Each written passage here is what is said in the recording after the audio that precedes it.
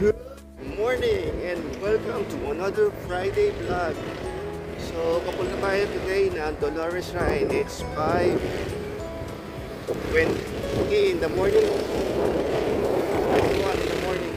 So, yun. Papunta tayo ng Our Lady of Sorrow. Dolores Shrine para mag-attend ng mas madali.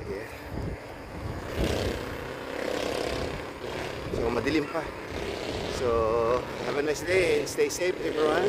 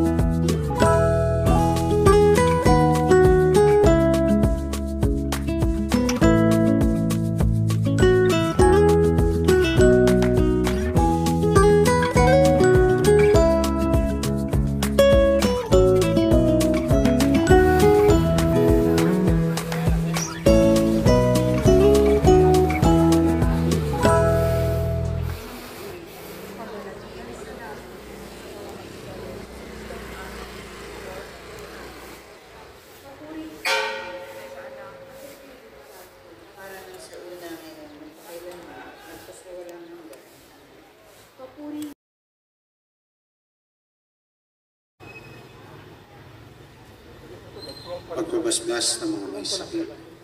Tunghayan mo, Panginoon, ang iyong mga lingkod na pong kababaang loob na dumudulog sa iyo, tumihingi ng kagalingan sa kanilang sakit o karamdaman, gayun din ang kanilang mga mahal sa iyo. Hindi man karapat-dapat ang pamamento nila sa mahal mong ina ng hapis, ay iyo sana ang kalugdan, alang-alang na rin sa pagkakaloob mo sa kanya bilang ina namin. Kalingain mo mga may karamdaman ng mga may sakit na itinuturing mong kapatid. Pagkalooban mo sila ng kaginawa ng katawan at isipan, paghalangin sakit o karamdaman na papahirap sa kanila, digit sa lahat.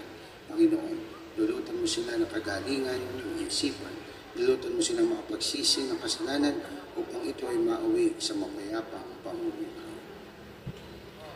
Ang mga pangyarihang Ama na laging nagpapala sa inyo, ang bugtong nanak na nag-alay ng buhay upang kayo ay maligtas. Ang Espiritu Santong patuloy na sa inyo'y sumusubaybay at ang mahal na inang walang humpay na sa inyo'y tumadamay ay magpaging dapat namang pagalangin kayo at ang inyong mga mahal sa buhay, sa mga sakit o karamdaman at magdulot sa inyo ng kapanatagan at kapayapaan hanggang sa tayong lahat ay matipon sa kanyang kaharian. Iniling naman ito sa pamamagitan ni Kristo kasama ng Espiritu Santo magpasawalang hanggan.